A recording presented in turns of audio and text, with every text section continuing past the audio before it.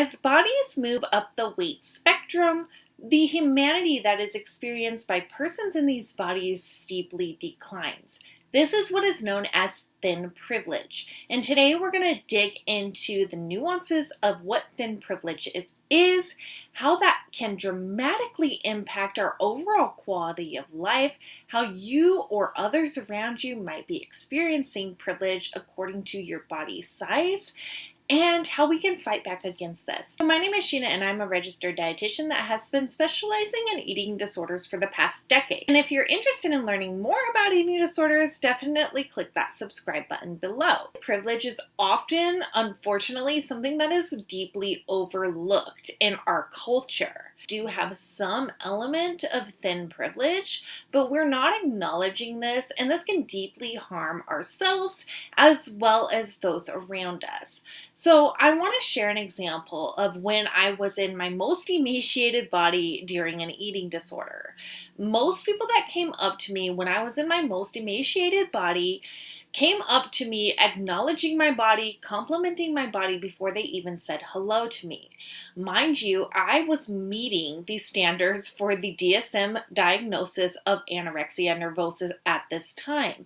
And most individuals, when they met me, thought, oh, okay, well, you have a very ideal body type. The weight criteria for eating disorders is absolute BS in itself. When someone is meeting that criteria and they're continually being complimented on their body, that is a problem. And this speaks to the level and the extent and the intensity of the thin privilege in our culture. Emaciated bodies are the most praised bodies by far. And this typically includes clinical emaciation, drastic weight loss, drastic restriction that is required to keep these bodies emaciated to keep appeasing the masses. Anyone that is in a thin body and claims that they do not receive this quote-unquote thin privilege is sadly misinformed. We have privilege in a multitude of ways that you might not even be aware of. So for example, someone in a thin body can easily go into a clothing store and purchase anything that their heart desires. Most items are going to fit that person. The sizes are going to be carried for their body, and they can go see a healthcare provider for medical concerns. They're going to be immediately dismissed because of their weight or told to lose weight as a remedy for a problem that is completely uncorrelated. Other privileges of people with thin bodies are being able to go onto the bus and find a seat that is comfortable. Being able to go onto an airplane and not have to purchase an extra seat. Being able to go into a restaurant and comfortably sit in the booths or the stools that are provided by that restaurant. Those individuals do not feel like they are at risk of breaking furniture that is provided at that restaurant, which is often geared towards people in smaller bodies. As the body moves up the weight spectrum, we experience less and less of these privileges. So the very smallest body is going to experience the most privileges. Western culture is absolutely obsessed with thin bodies. And if you're in the smallest of the small body, you're going to be acknowledged most frequently based on your weight. And while this might make us feel good initially, we often have to recognize that this is actually discrediting us as a human being and attributing things only to our weight. As we begin to move up the weight spectrum, things begin to change. We might be encouraged to participate in diet activities if we are not in the quote-unquote most small body that we can possibly be. This is problematic because it can use a lot of our brain space and can potentially lead to eating disorders. As we move up that weight spectrum even further, we start to see some of our social interactions impacted.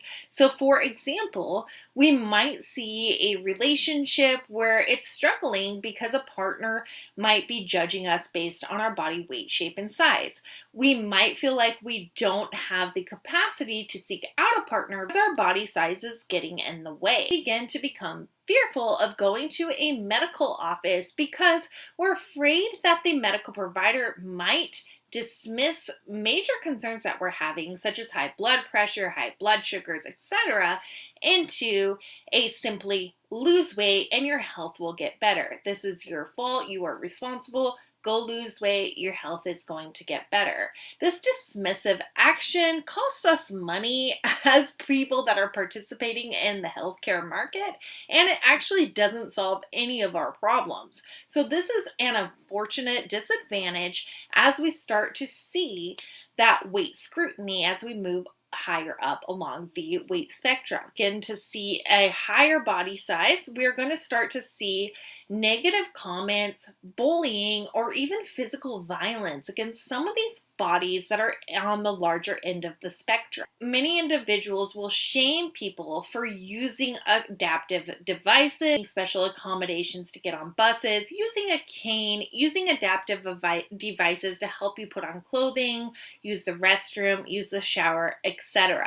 So as we move higher up the weight spectrum, the less human respect we begin to receive. This is what is known as thin privilege. It impacts all of us. It is incredibly harmful to those in larger bodies, and we need to work to dismantle this regardless of what our body sizes are, because it is definitely hurting and harming all of us.